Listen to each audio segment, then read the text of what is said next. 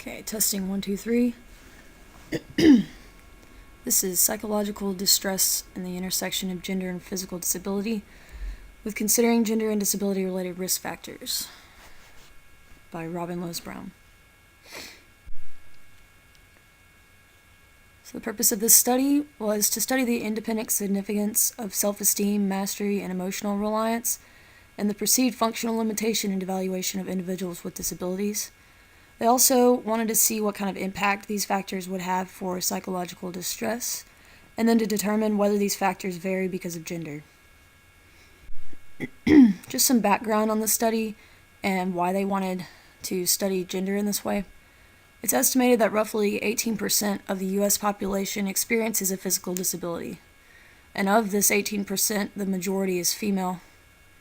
So you would have about 22% females with disabilities and 18% of males with disabilities. The main concern here is that physical disability is often paired with other issues, the main issue here being depressive symptoms. And like most of us have probably heard, women are more likely to experience physical disability, making them more likely to experience depressive symptoms. Women are already seen to have a higher rate of depressive symptoms compared to men, just in general. So why is this study relevant? Well, past studies have only compared individuals with physical disabilities to the general population. So this leaves out the gender variances between men and women. This study links gender differences in mental health with gender differences in appraisals of the self and social relationships. And this is important because it's thought that disability has a tendency to shape the rest of a person's life. So if you're born without a disability, obviously one would think that your life would be a little easier than someone born with a disability, and learning to adapt with that. So how do gender and disability shape the self? It has long been assumed that gender differences in power and life experiences create different understandings of the self and social relationships. So those with differences in life experiences would theoretically view themselves differently than others. They might have a harder time in their lives than people without those kind of disabilities. Someone with less power than another will also have differences in self-esteem and mastery.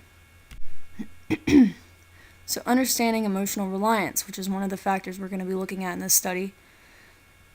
The study defined emotional reliance as a distinct dimension of interpersonal dependence based on feelings of attachment and dependency on others.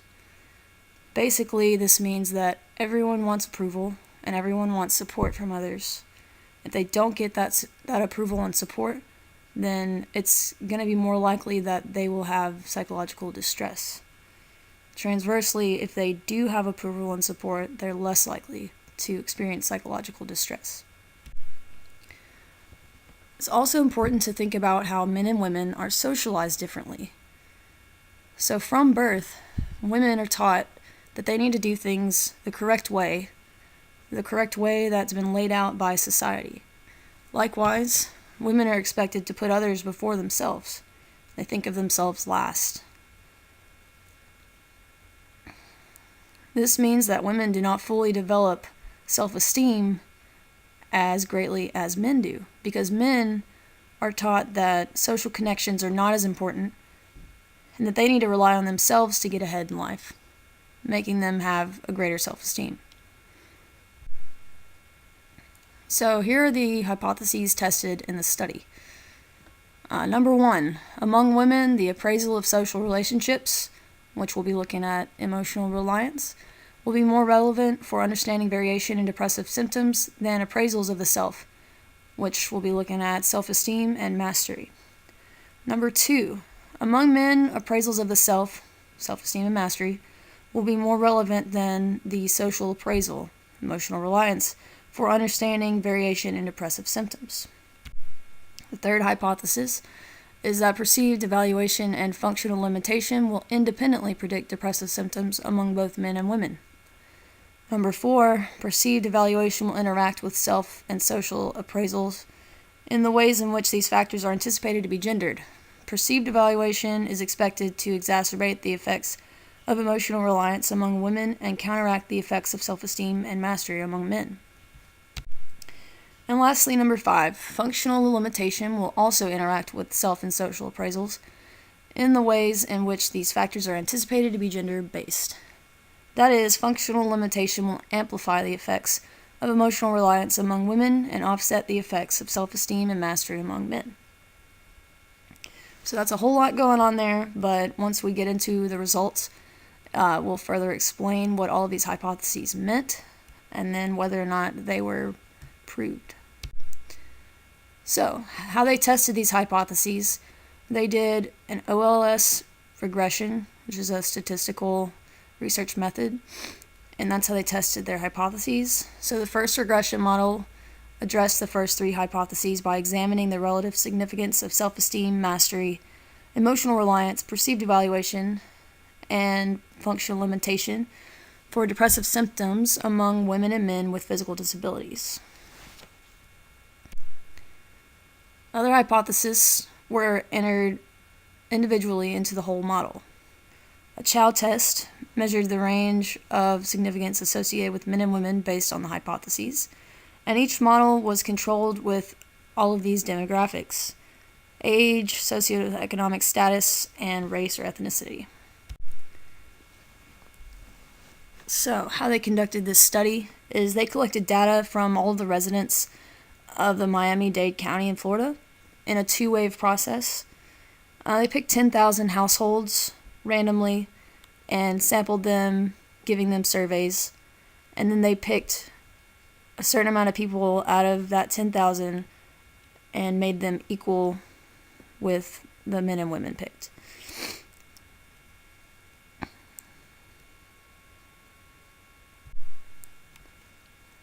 So the population. In the sample population they picked, the ages ranged from 20 to 93 with a median of 59. This is actually a lot different than the actual population of Miami-Dade County, which has a median age of 35.6. There's also an over-exaggeration of individuals who completed the surveys who actually had disabilities, and so that's also unrepresentative of the actual population. However, the sample is still definitive of individuals in the area with physical disability. So, method of variables tested. Self-esteem was tested using a shortened version of Rosenberg's measure according to 6 measures. Statements or questions asked were about how a person is satisfied with him or herself. Mastery was tested using a 7-item scale developed by Perlin and Schuler. Questions asked included what control people feel they have over their lives. Emotional reliance was tested using a 4-item scale presented by Turner and Turner. Some statements included, "I think most people do not realize how easily they can hurt me." So emotional reliance is basically how reliant you are on people to make you feel okay emotionally, basically. Perceived evaluation was tested using a 7-item index, including statements such as, "People stare at you because of your physical limitation." And functional limitation was actually measured using an adaptation of the models presented by the World Health Organization. So the results. They used a MANOVA as an initial set of whether depressive symptoms, the self and social appraisals, and the disability-related risk factors investigated vary categorically by gender. Based on the results from sociodemographic input, it was found that women experienced depressive symptoms more than men, which was no surprise because that's basically what we thought was going to happen in the beginning. A difference in views of self and social relationships was also found between men and women with physical disabilities. So women were found to have lower levels of mastery and self-esteem and higher levels of emotional reliance. Again, this is something that we assumed would happen because in the beginning, you remember that we were talking about how women are more likely to be seen as having depressive symptoms, and because of the way that they're socialized, they're going to have lower levels of mastery and self-esteem just because that's not the way that they were taught when they were young, as opposed to men. And so women also reported having higher levels of functional limitations and perceived devaluation. So, just some associations found in this study. Depressive symptoms were found to be related to all of the risk factors examined in this study. So, depressive symptoms were found with self-esteem, mastery, perceived evaluation, all of that. Self-esteem and mastery were found to be less heavily linked to depressive symptoms, while emotional reliance, perceived evaluation, and functional limitation were found to be more heavily associated with depressive symptoms. The Chow test that they did revealed significant differences between how the independent variables tested and influenced depressive symptoms. So, hypothesis 1. It predicted that emotional reliance would be more important in understanding depressive symptoms in women than self-esteem and mastery. This hypothesis was not supported, as all of the factors were found to be associated with depressive symptoms in women. Hypothesis 2 predicted that appraisals of the self would be more relevant than social appraisals for understanding variation in depressive symptoms among men. This hypothesis was supported in that self-esteem and mastery are related to fewer depressive symptoms, and emotional reliance shows no significant association. Hypothesis 3 predicted that perceived evaluation and functional limitation will both predict depressive symptoms among women and men. This was partially supported in the fact that those factors were highly associated in women. But, nothing was found with the men. Hypothesis 4 predicted effects that would offset the effects of gender in the study. This hypothesis was proved in that perceived evaluation and emotional reliance are both active in the prediction of depressive symptoms in women. Hypothesis 5 predicted that functional limitations would observe significant interactions, but this was not supported in the results. So, just some accomplishments of this study. Emotional reliance was found to have relevance in understanding differences in depressive symptoms among women.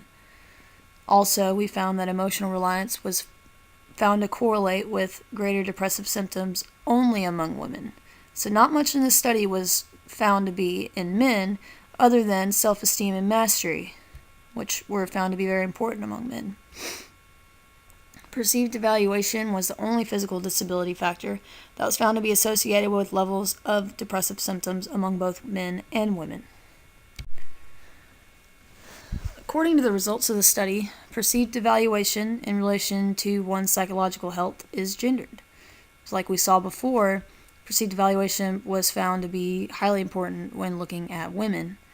So this finding raises the question of what causes the perception of devaluation in individuals, ultimately weakening psychological well-being. Because that's something that the author of this study couldn't really find in any other studies. So just some limitations of this study.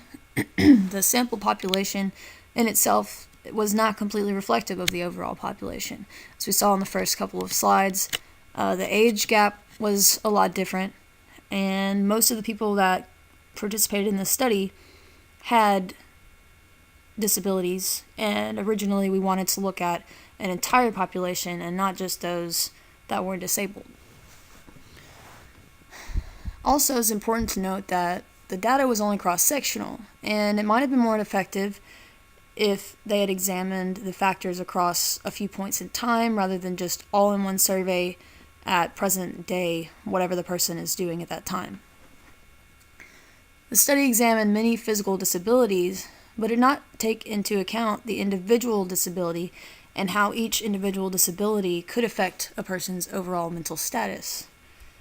For example, a person with blindness as compared to a person with less function in their legs or something like that.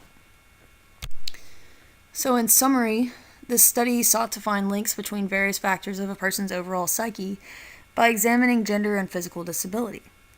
A few of the hypotheses predicted were partially or fully confirmed through the results, and they found that perceived evaluation was truly the only factor heavily associated with depressive symptoms, and that this was only true for women.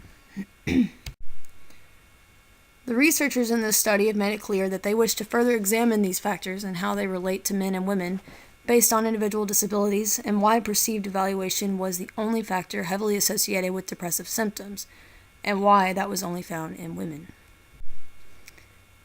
And again, this was psychological distress and the intersection of gender and physical disability, considering gender and disability related risk factors. And I'm Taylor Vick, and that is all.